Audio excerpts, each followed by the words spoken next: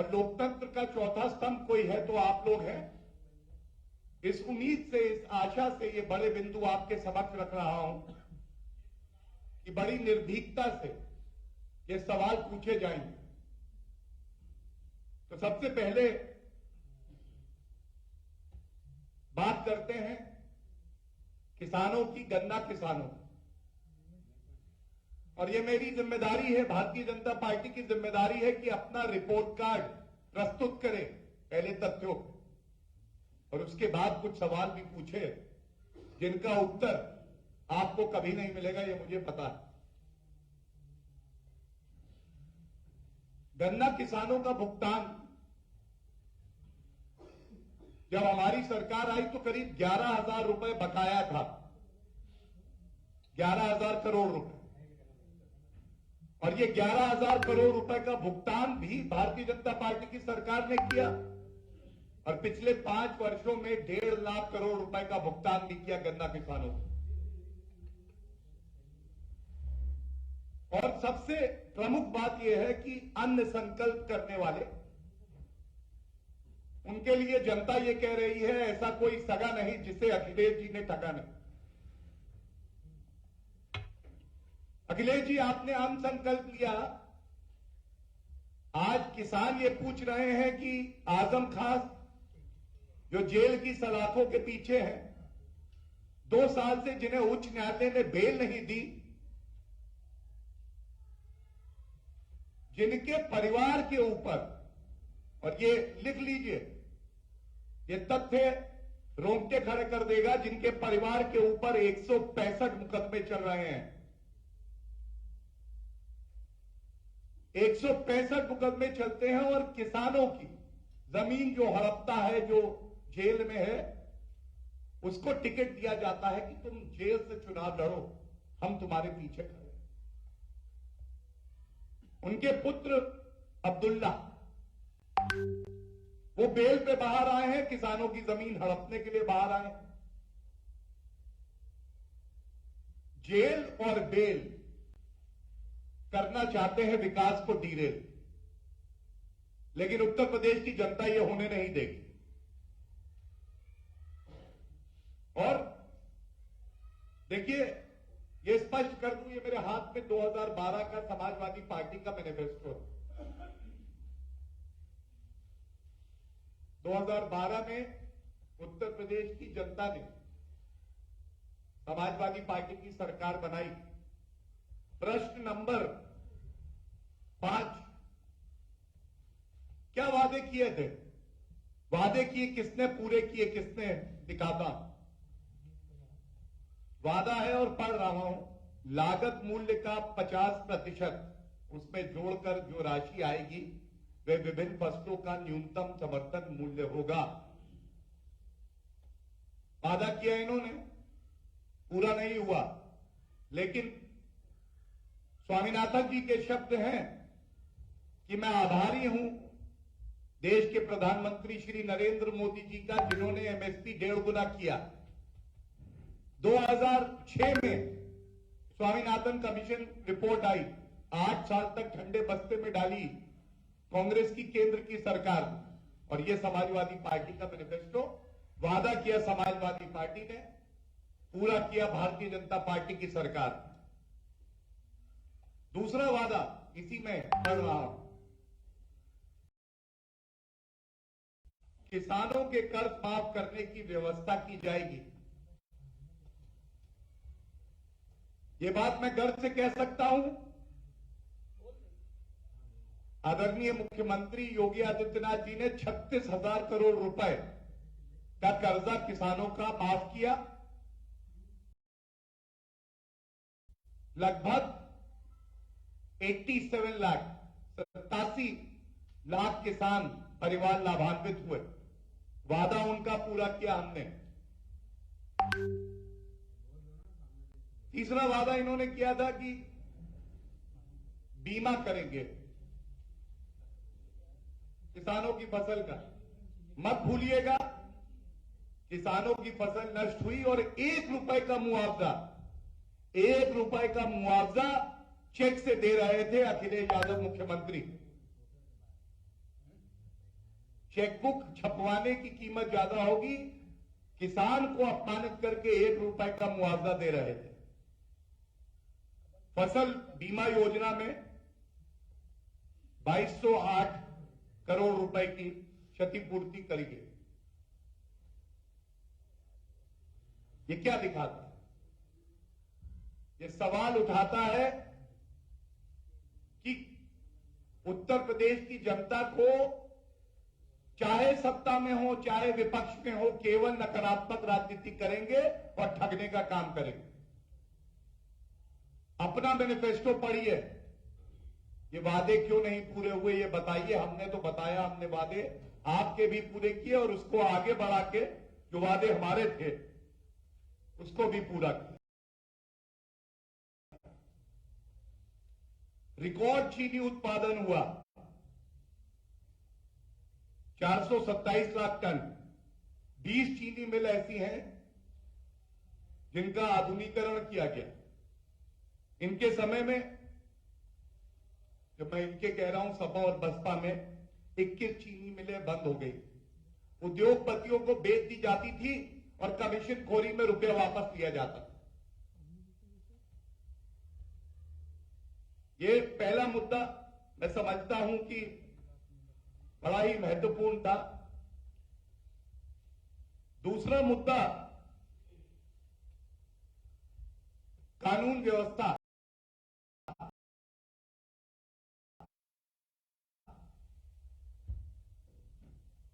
ये हम सब जानते हैं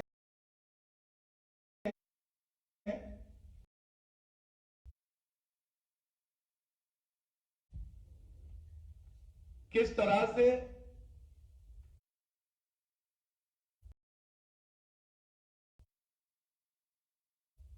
गुंडा राज होता था और उसको राम राज्य बनाया तो आदरणीय मुख्यमंत्री योगी आदित्यनाथ जी ने बनाया। वर्दी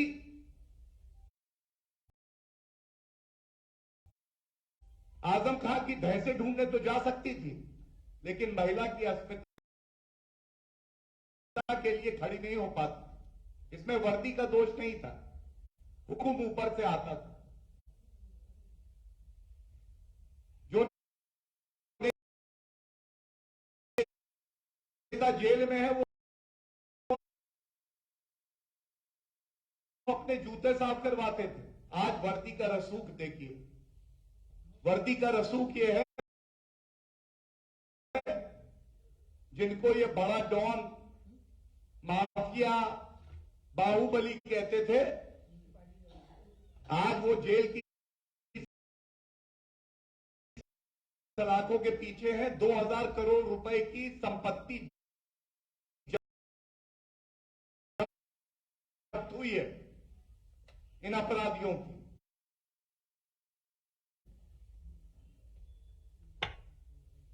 और जब ये बात उठा रहा हूं, दाऊद अहमद, खबर आई है कि सपा इनको टिकट दे रही है। इनको टिकट दिया है जिनकी 100 करोड़ रुपए की अवैध संपत्ति पे बुलडोजर चलाया, गिराई गई भारतीय जनता पार्टी की सरकार। संदेश साफ है, एक तरफ अवैध संपत्ति रखने वाले कानून के तहत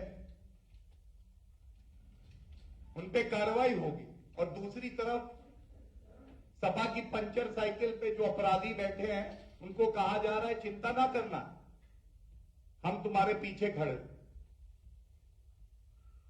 और इसी तरह से हम सबने देखा, बोटी बोटी कर देंगे, सपा में एंट्री हो जाती है। हमने ये भी देखा, जो पलायन करा रहे थे कैराना में, जो ये कह रहे थे कि एक धर्म विशेष के लोगों से कुछ मत लेना, उनको टिकट कौन देता है? समाजवादी पार्टी। और ये कोई नहीं भूलेगा किस तरह से पश्चिमी उत्तर प्रदेश में मुजफ्फरनगर दंगे हुए, ये वो दाग है जो उत्तर प्रदेश की पावन भूमि पर लगाया गया। और ये दंगे वो दंगे थे जिसमें जाट समुदाय को भारी ठेस लगी। ठेस क्यों लगी मैं बताता हूं। घर की महिलाओं के साथ दुराचार हो, गलत व्यवहार हो, आरोपी पकड़ा जाए, पुलिस पकड़ ले, सपा के मंत्री फोन करके कहते हैं छोड़ दो, क्योंकि जो अपराधी हैं वो तो हमारे धर्म के हैं। और सबसे ज्यादा दुख की बात है, अपराधी अपराधी होता है।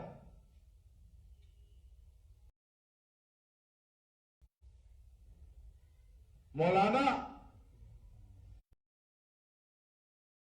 नजीर थे, उनको चार्टर्ड प्लेन भेजा गया लखनऊ से। चार्टर्ड प्लेन में बैठ के आए और अखिलेश यादव मुख्यमंत्री थे, उनको कालिदास पार्क बुलाया और वहां बातचीत हुई। आज ये गर्व से कह सकते हैं, कानून का डर है, वर्दी का रसूख है। जो भय का वातावरण था उत्तर प्रदेश में, उसको खत्म किया है और किसी की हिम्मत नहीं है कि वो उत्तर प्रदेश में दंगा कर सके। ये बदलाव आया और उत्तर प्रदेश इस बदलाव का साक्षी है।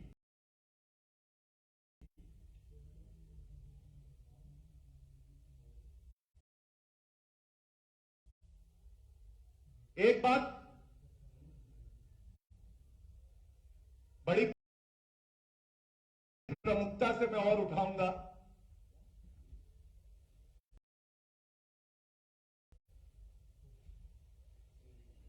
कोई विपत्ति आए,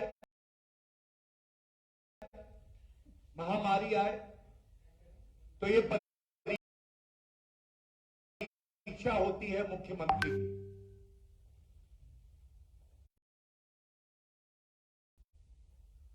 जब उत्तर प्रदेश में मुजफ्फरनगर दंगे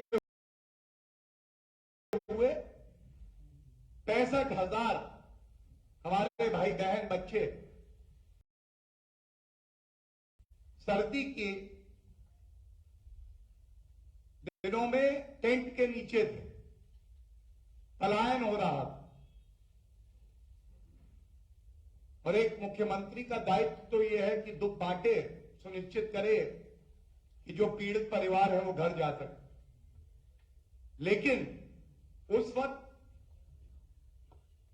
अखिलेश यादव जी सैफई महोत्सव में आनंद ले रहे थे और इसके विपरीत कोविड की महामारी आती है। उत्तर प्रदेश के कर्मठ, कर्तव्य परायण मुख्यमंत्री योगी आदित्यनाथ जी ये सुनिश्चित करते हैं कि हर घर तक मुफ्त में राशन पहुंचे, कोई भूखा ना सोए। और ये सोच का फर्क है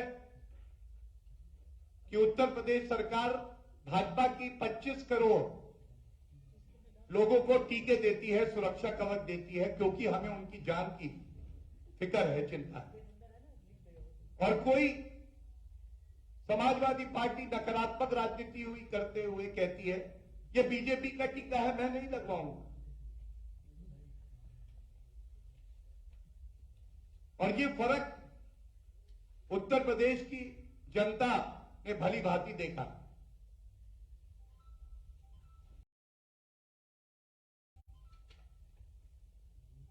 एक बात कहना बड़ा आवश्यक है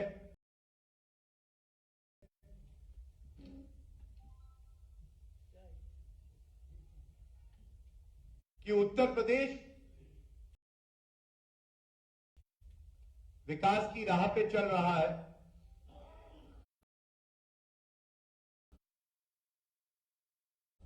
उत्तर प्रदेश की जनता विकास मांग रही है।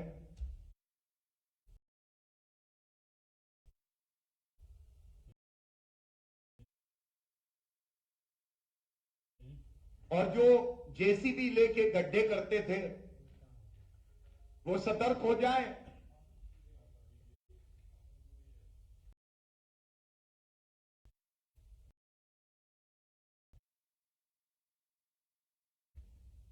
कि आप ध्रुवीकरण की राजनीति और सांप्रदायिक राजनीति अब नहीं कर पाएंगे उत्तर प्रदेश।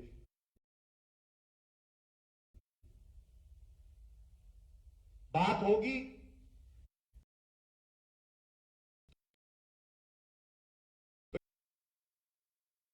तो युवाओं के भविष्य की होगी, उनके रोजगार की होगी, स्वास्थ्य चिकित्सा कैसे बेहतर हुई है इस पे होगी, किस तरह से कानून व्यवस्था बेहतर हुई है इस पे होगी, किसानों के उज्जवल भविष्य पे होगी। और इसीलिए ये आंकड़े मैंने आपके समक्ष रख दिए। ये प्रश्न वो प्रश्न है जिनमें से एक का उत्तर भी अगर समाजवादी पार्टी के अध्यक्ष अखिलेश यादव दे दें तो फिर इस क्रम को और आगे बढ़ाएंगे। ये बिल्कुल स्पष्ट कर दें, हम केवल और केवल विकास के जो मुद्दे हैं उस पे, जो कानून व्यवस्था बेहतर हुई है उस पे, इन मुद्दों पे चुनौती देते हैं कि अखिलेश यादव अपनी चुप्पी तोड़े। और बस एक बात और कह के अंत करूंगा, इसके बाद जो आपके सवाल हो वो लें। देखिए, एक सुप्रीम कोर्ट का जजमेंट है मुजफ्फरनगर दंगों में। ये जो प्रकरण हुआ था तो सर्वोच्च न्यायालय ने क्या कहा था ये मैं जरूर बताना चाहता हूं। सर्वोच्च न्यायालय ने भी ये बात पूछी और बिल्कुल स्पष्ट टिप्पणी देके कहा कि जो दंगे हुए थे इसकी जानकारी आपको थी और उसके बाद भी आप विफल हो। विफलता की मूर्ति अगर कोई था तो वो पूर्व में जो सरकार समाजवादी पार्टी की रही वो थी।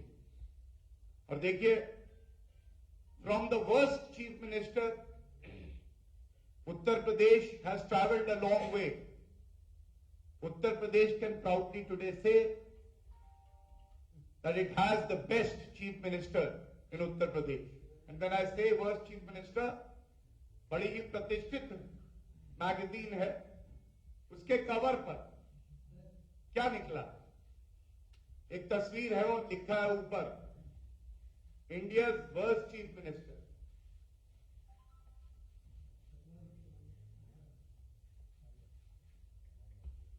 ये जो सारे तथ्य आपके समक्ष रखे, ये मैंने आंकड़ों के साथ रखे।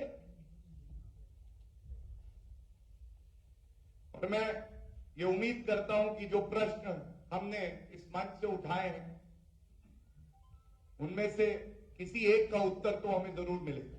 धन्यवाद।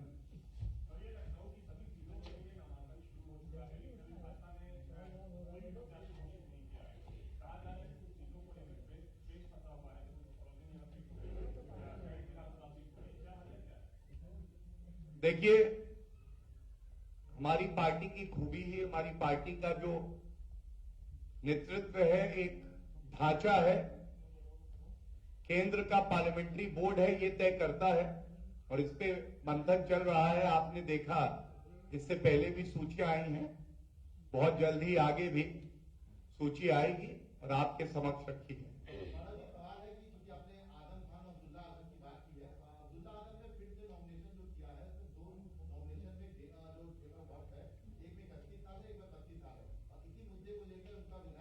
गया था, तो क्या वकील भी हैं, तो क्या ऐसे में आप लोग इसको लेकर चुनाव आयोग को कोई शिकायत करेंगे, क्योंकि नामिनेशन पत्र में अलग अलग एज लिखी गई है?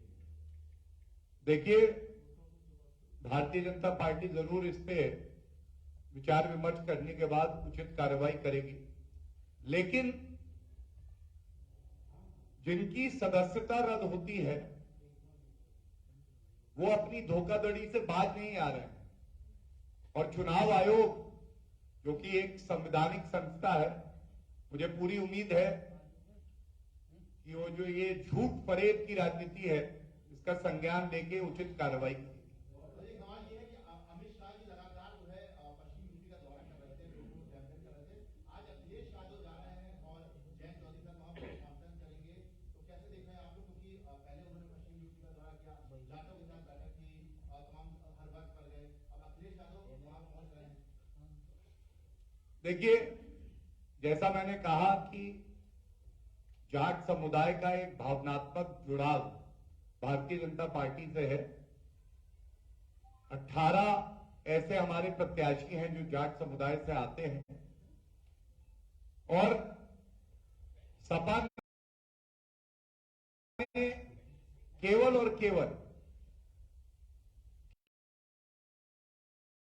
जाट समुदाय को नहीं, हर वर्ग को ठगने का काम ही किया। और इसलिए हमें पूरा यकीन है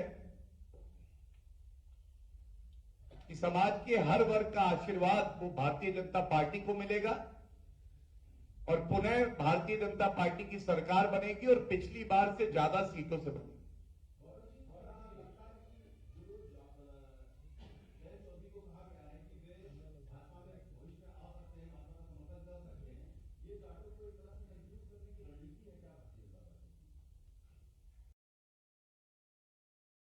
देखिए, भारतीय जनता पार्टी क्लैरिटी का पर्याय है और कंफ्यूजन अगर कहीं है तो वो विपक्ष में है।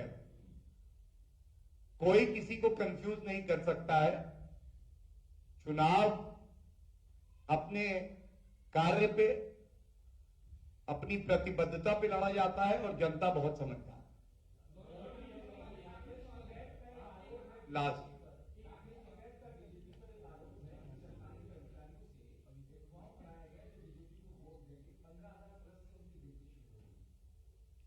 देखिए, चुनाव का समय है, अलग अलग तरीके के आरोप लगाए जाएंगे, लेकिन किसी ने अगर सच्चे संकल्प और ईमानदारी से जनता के लिए काम किया है तो वो भारतीय जनता पार्टी है।